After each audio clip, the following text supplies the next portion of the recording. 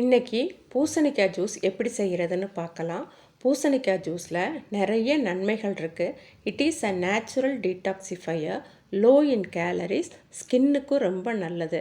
ஒரு 1/4 கிலோ பூசணிக்காய் எடுத்து அதில் உள்ள தோல் விதை எல்லாத்தையும் நீக்கிட்டு சின்ன சின்ன துண்டுகளாக நறுக்கணும். இந்த துண்டுகளை மிக்சியில் போட்டு முதல்ல ஒரு சுற்று நல்லா சுற்றுனதுக்கப்புறமா 1 கிளாஸ் தண்ணி ஊற்றி திருப்பி நல்லா அரைக்கணும்.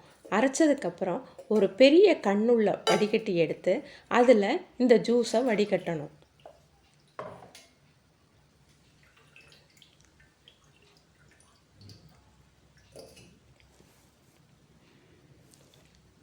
இப்போ பூசணிக்காய் ஜூஸ் ரெடி ஆயிடுச்சு.